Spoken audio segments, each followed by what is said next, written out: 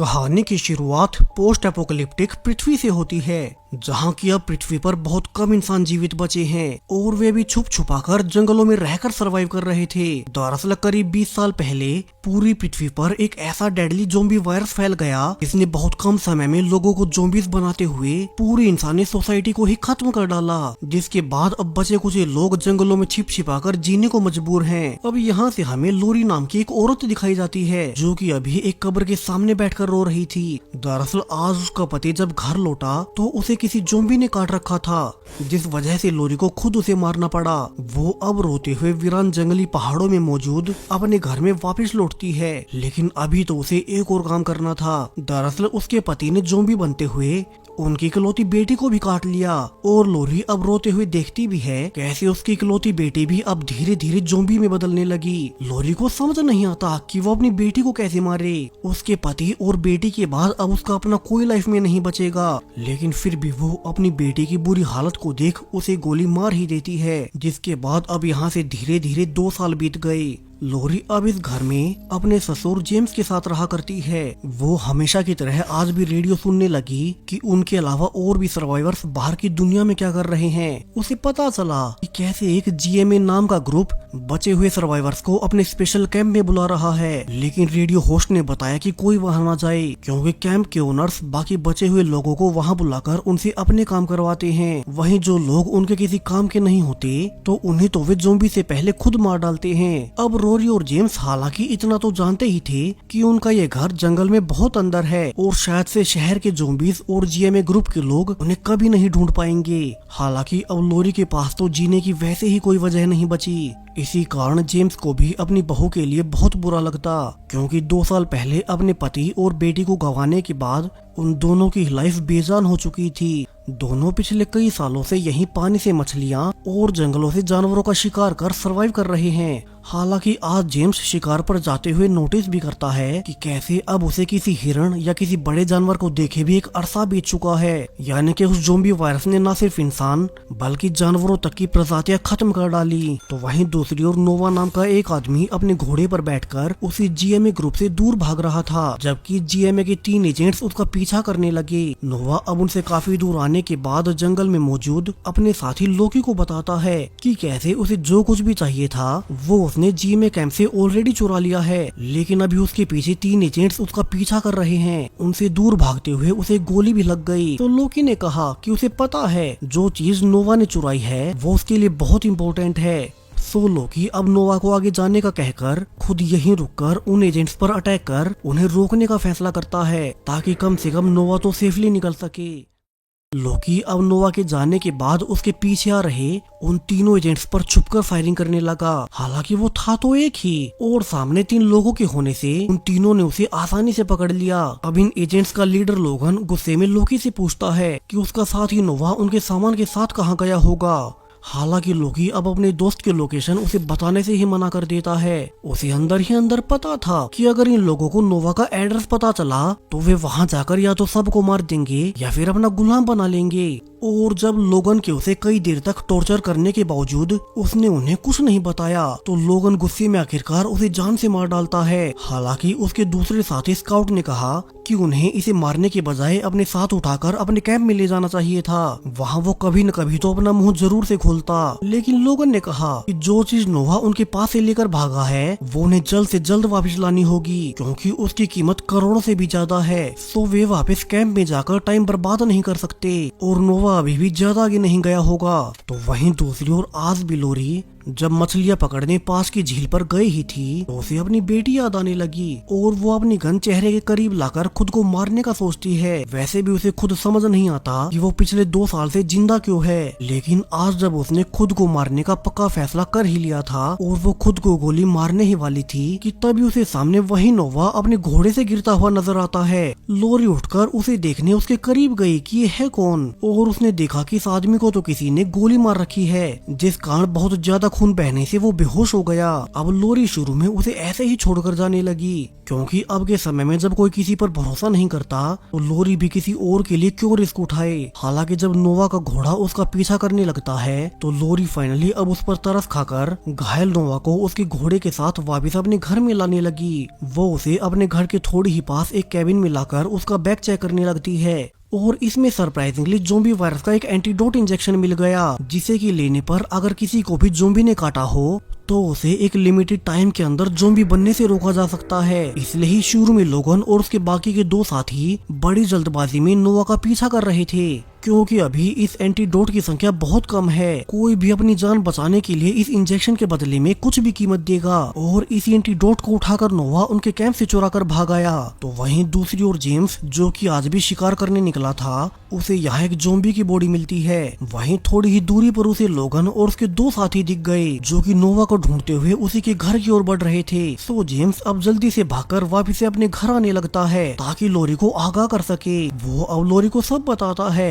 कि कैसे उसने 3 लोगों को इसी ओर आते देखा था, तो उन्हें अभी से सावधान हो जाना चाहिए, क्योंकि अब के समय में या तो दूसरे लोग उन्हें लूटने आए होंगे या फिर वे उसे मारकर और लोरी को पकड़कर उसका दूसरा फायदा उठाएंगे। तभी लोरी उन्हें घायल नोवा को दिखाती है, जिसका कि वो इलाज करने के लिए अपने घर उठा लाई थी। जेम्स अब एक अनजान आदमी को अपने घर पर देख लोरी पर बहुत गुस्सा होता है। उसने कहा कि उन्हें तो बस खुद के बारे में सोचना था। वहीं अब जेम्स ने नोवा के बैग से मिले एंटीडोट इंजेक्शन से अंदाजा लगा लिया कि फिर तो वे 3 एजेंट्स जरूर से उसी को ढूंढ रहे होंगे और जल्द ही वे उनके घर को देख यहाँ भी नोवा को ढूंढने आएंगे।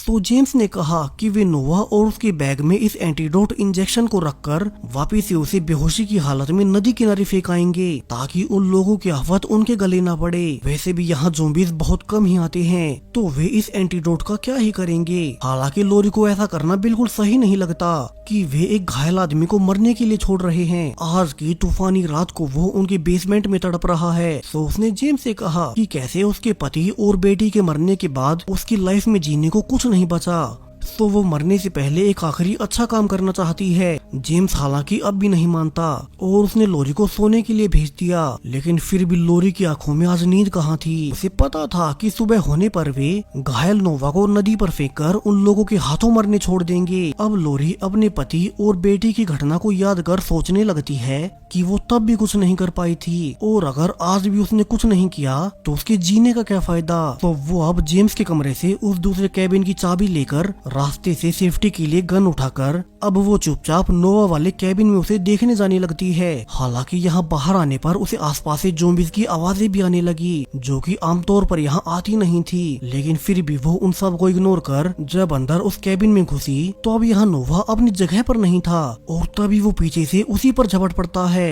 वो अब लोरी के मुंह पर हाथ रख इशारा करता है कि वो आवाज न करे, क्योंकि यहाँ कैबिन में एक ज़ोंबी घुस आया है। दोनों अब बड़ी सावधानी से दरवाजे को बंद करने गए, लेकिन तभी वो ज़ोंबी लोरी पर झपट पड़ा और नोवा अब जल्दी से लोरी की ही गन लेकर उस ज़ोंबी को शूट कर लोरी को बचा लेता है। अब लोरी उससे पूछने लगी कि वो है कौन और जीएमए के कैंप से ये एंटीडोट चुरा कर क्यों भागा, क्या वो इसी बेचकर पैसे कमाने के लिए चुरा कर लाया है। अब नोवा ये सुनते ही गुस्से में कहता है कि उसे पैसे नहीं चाहिए, और वो उसे थैंक्स बोल के लोरी उसे उठाकर लाई। अब नोवा अपना बैग और एंटीडोट लेकर यहाँ से निकलने को कहता है।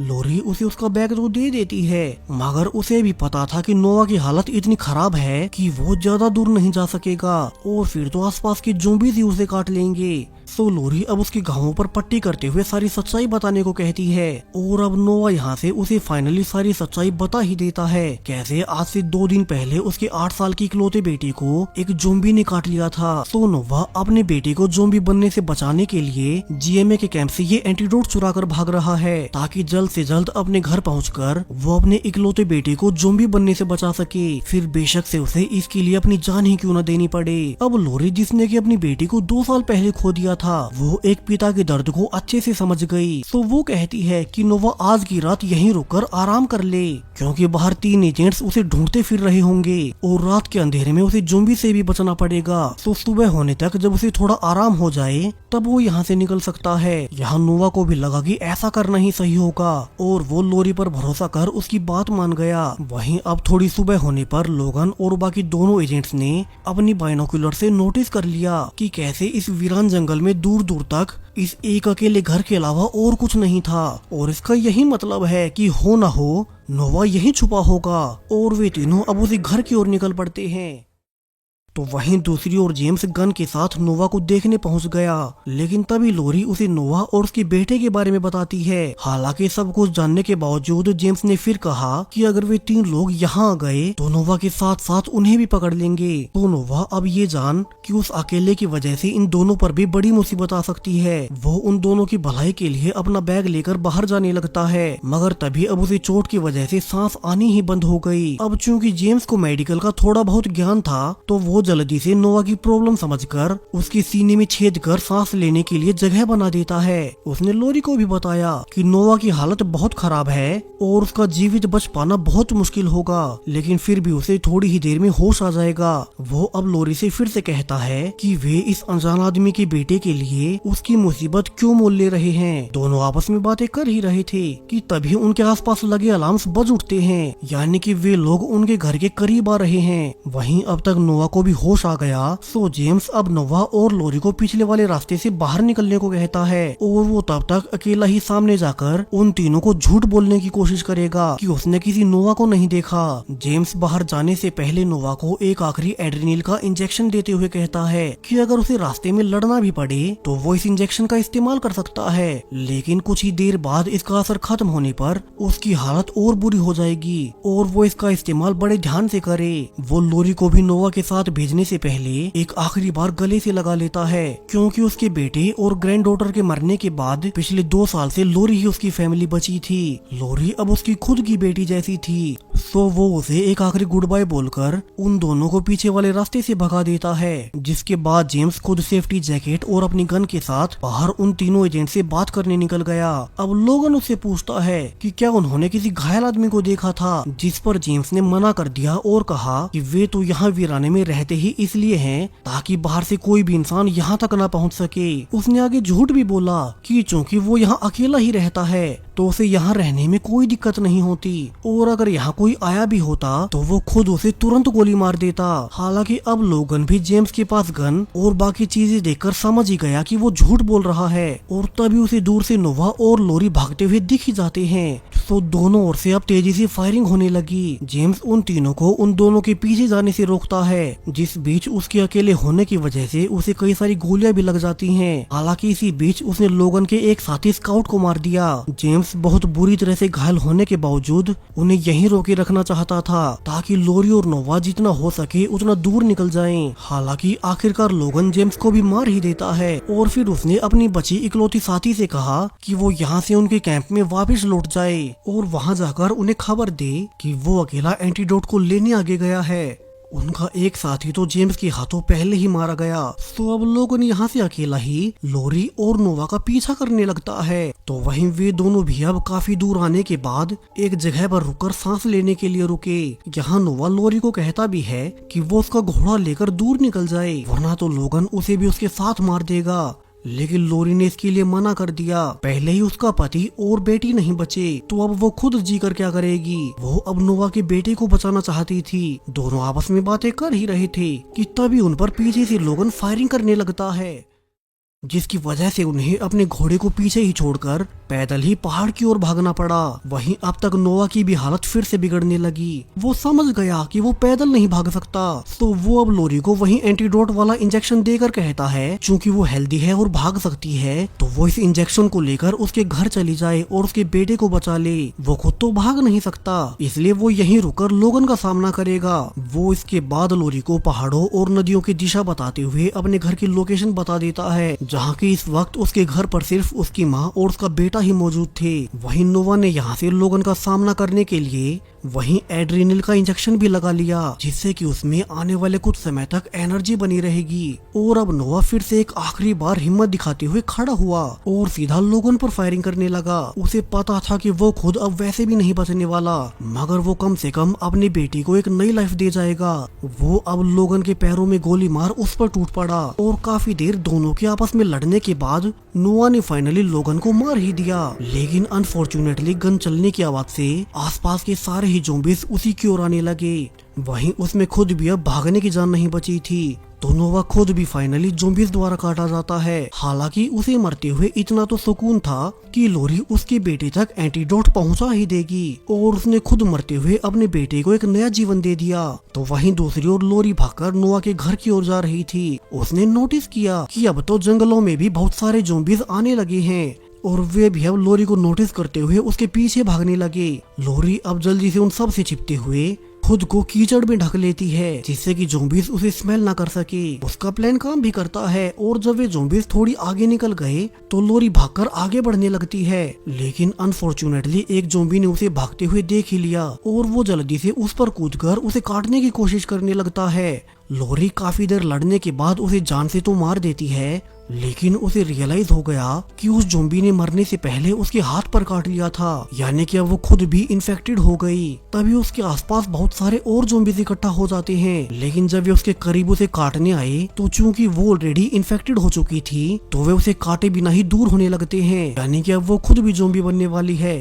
लोरी अब ये सोचते हुए आगे बढ़ने लगी कि क्या वो इस इकलौती एंटीडोट का इस्तेमाल कर खुद को ज़ॉम्बी बनने से बचा ले या फिर वो नोवा के बेटे को ही बचाए, जो कि उसने नोवा को वादा किया था। वो अब पूरी ही रात चलते हुए यही सोचती रही और ये फैसला उसके लिए बहुत आसान रहा। वो खुद अपने पति और बेटी को गंवाने के बाद अपनी लाइफ से निराश हो चुकी थी, मगर अब वो कम से कम मरने से पहले नोवा के बेटे को तो बचा ही सकती है। वहीं अब तक उसकी बॉडी में भी धीरे धीरे हो रहे बदलावों के बावजूद वो पूरा एक दिन चलने के बाद फाइनली नोवा के घर पहुंच ही गई।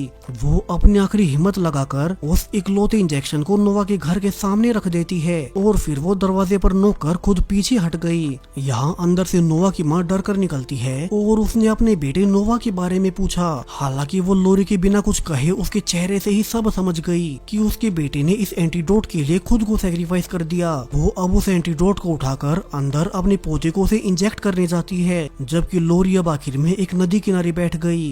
वो आज से पूरे 2 दिन पहले भी एक नदी किनारे ही मरने वाली थी जब उसे घायल नोवा दिखाई दिया, मगर तब वो अंदर से खाली थी। लेकिन आज जब उसने एक बच्चे की जान बचा ली है तो उसे अपना मरना वेस्ट नहीं लगता और थोड़ी ही देर बाद जब उसे लगा कि वो ज़ॉम्बी बनने जा रही है तो लोरी ने फाइनली खुद को ही गोली मार ली। और इसी सैड मगर साथ के साथ थोड़ी होपफुल एंडिंग के साथ ये पूरी मूवी यहीं पर खत्म हो जाती है। तो मूवी आपको कैसी लगी अपनी राय कमेंट्स में बताते जाएं। साथ ही चैनल को सब्सक्राइब करें ऐसी ही और भी लेटेस्ट ज़ॉम्बी एपोकलिप्स मूवीज के लिए।